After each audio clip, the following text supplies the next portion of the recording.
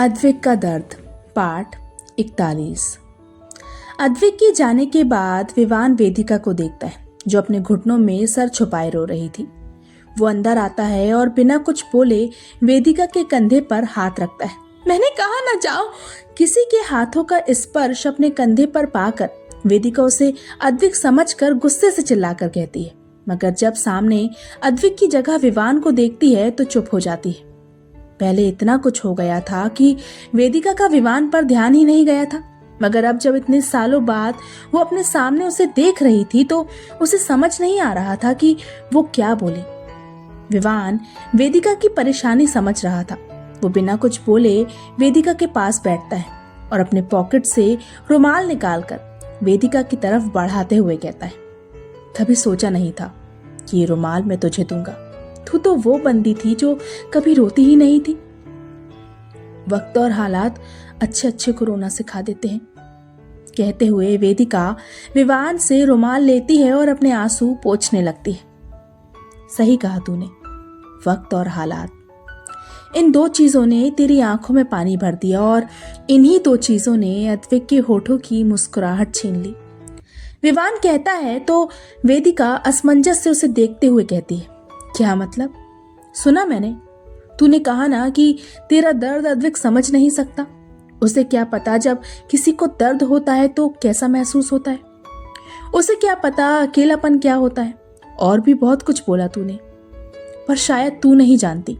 तेरे दर्द को सबसे ज्यादा अद्विक ही समझ सकता है, अद्विक के अलावा और कोई नहीं। विवान कहता है तो वेदिका उसे देखकर पूछती है, तुम उसकी पैरवी करने आए हो? बिल्कुल नहीं, मैं उसकी पैरवी नहीं कर रहा और ना ही करूंगा। मैं बस अद्विक की जिंदगी का वो पन्ना तेरे सामने खोलना चाहता हूं जो अब तक किसी ने तेरे सामने नहीं खोला। विवान कहता है तो वेदिका उसकी तरफ देखने लगती है। तुझे देखकर तो यही लग रहा है कि तुझे लावण्या के बारे में पता है कि वो यहाँ नहीं है, अद्विक को छोड़कर जा चुकी है। विवान कहता है तो वेदिका उसे देखकर कहती है, हाँ, बताया मुझे अद्विक ने कि लावण्या उसे छोड़कर जा चुकी है। आखिरकार मैं सही निकली। हाँ, तू सही निकली। 5 साल पहले तूने जो कहा था वो बिल्कुल सही था।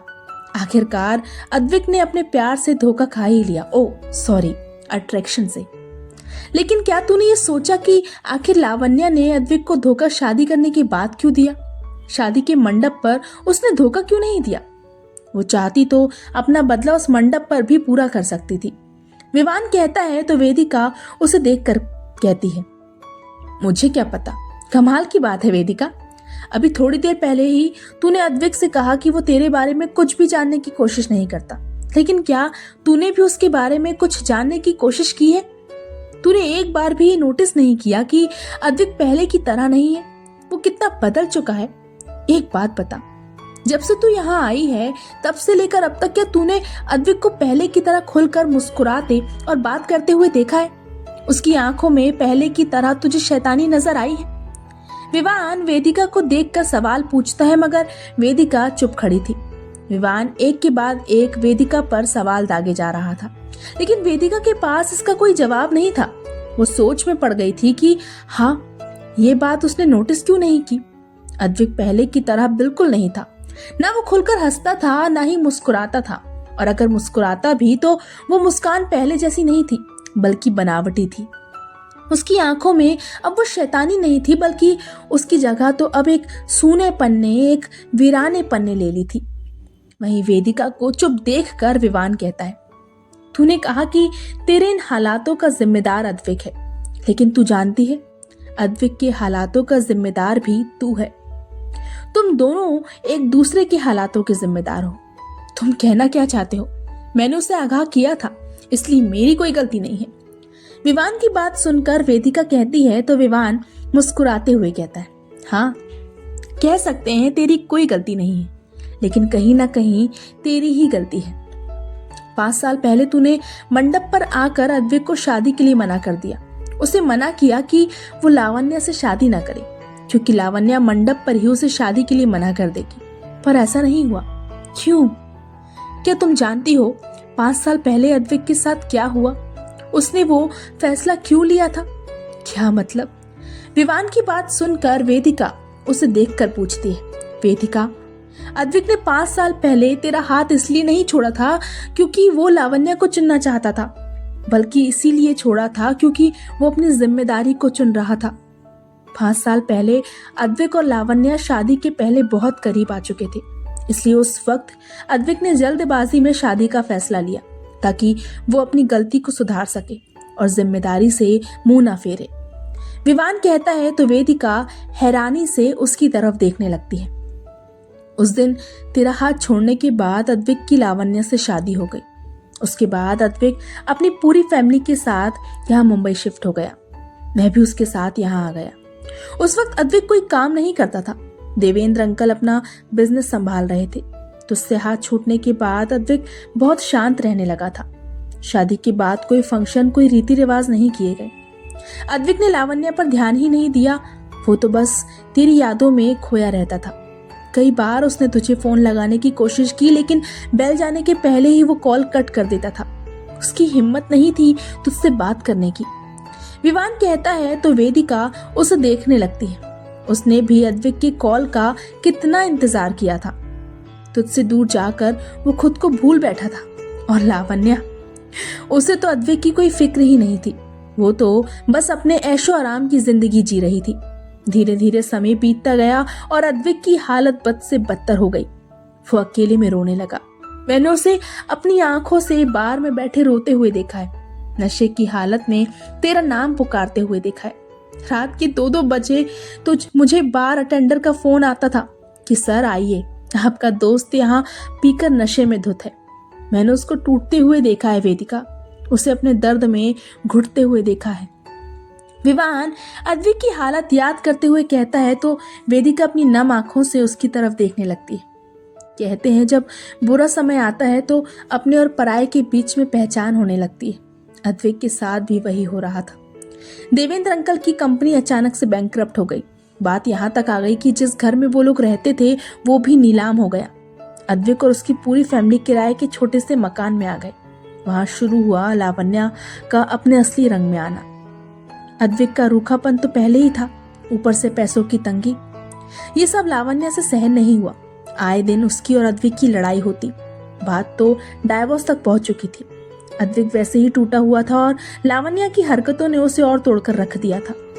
वो अपने रिश्ते को बचाना चाहता था, लेकिन उसे समझ नहीं आ रहा था कि वो क्या करे। वो डिप्रेस्ड रहने लगा था। विवान कहता है तो वेदिका घबरा जाती है। उसने कभी अद्विक के इतने दर्द में रहने के बारे में नहीं सोचा था। फिर क्या हुआ? वेदिका पूछती है तो विवान उसे देखकर कहता है उसने एक आखिरी कोशिश करने की सोची। लावण्या को समझाना चाहा, लेकिन उस दिन लावण्या ने गुस्से में अपनी सारी सच्चाई उगल दी। उसने उसे बता दिया कि उसने शादी सिर्फ बदले के लिए की थी।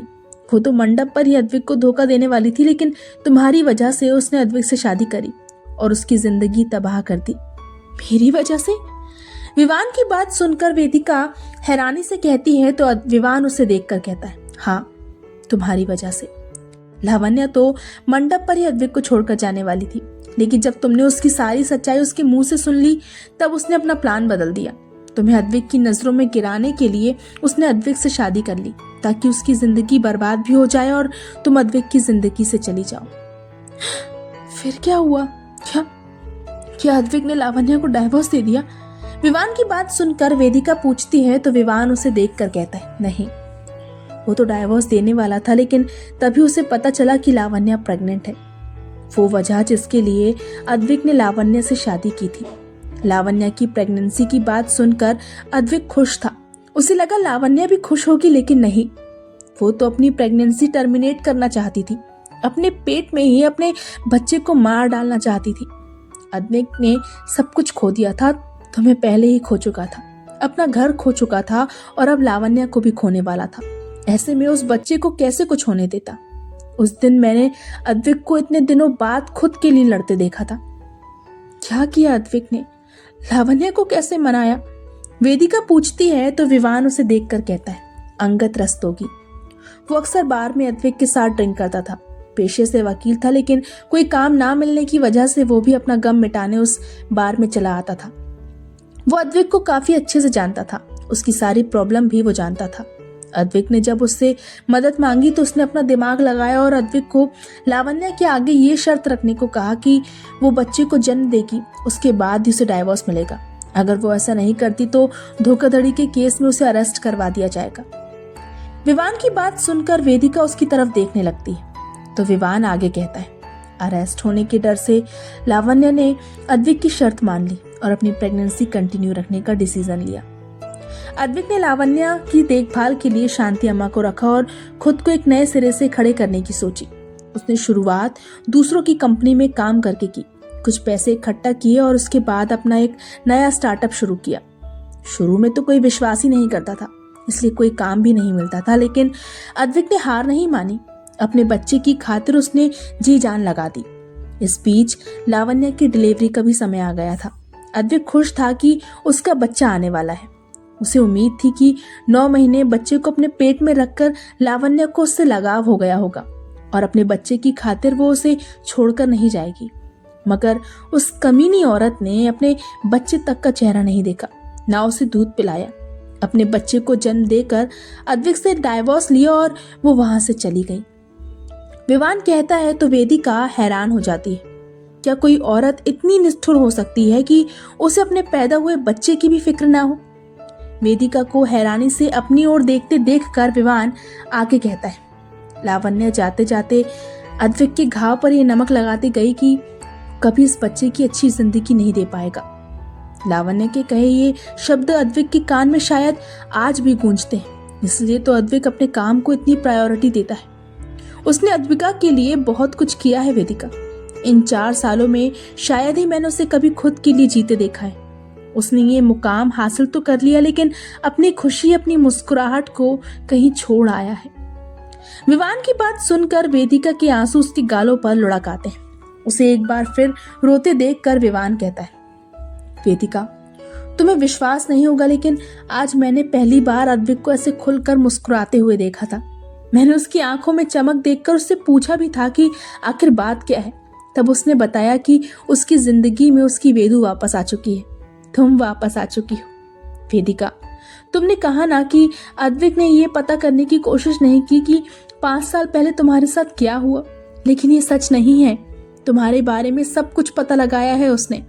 उसे पता है कि इन 5 सालों में तुमने क्या कुछ नहीं सहा। विवान की बात सुनकर वेदिका हैरानी से उसकी तरफ देखती है तो विवान उसे देखकर कहता है, वेदिका बेशक तुम्हारा दर्द ज्यादा है, तुम्हारी तकलीफ ज्यादा है, तुमने अकेलापन बहुत सहा है, लेकिन अद्विक भी कोई खुश नहीं रहा। वो लोगों के बीच रहकर भी अकेला है, कल भी अकेला था और आज भी अकेला ही है। तुम्हारी तरह वो भी अपनी जिंदगी सिर्फ काट रहा है। यू नो व्हाट, आज जो कुछ हुआ उससे मैं बिल्कुल भी डिसअपॉइंट नहीं हूँ। इनफैक्ट मैं तो खुश हूँ कि अद्विक ने इतना बड़ा कदम आखिर उठा ही लिया। वेदिका, मुझे नहीं पता तुम्हारा प्यार अद्विक के लिए अब भी जिंदा है या नहीं, लेकिन अद्विक का प्यार तुम्हारे लिए आज भी जिंदा है। फर्क बस इतना है कि तुम्हें अपने प्यार के बारे में पता है, लेकिन वो बेवकूफ अपने प्यार को अपनी दोस्ती समझता है। वो तो अपने प्यार और दोस्ती के बीच में फर्क ही नहीं जानता। अपनी बात कहकर विवान अपनी जगह से उठ जाता है और जाते जाते वेदिका को देखकर कहता है, वेदिका आज मैंने तुम्हारे आगे अद्विक की जिंदगी का वो पन्ना खोला है जिसे अद्विक तुम्हारे आगे कभी नहीं खोलता।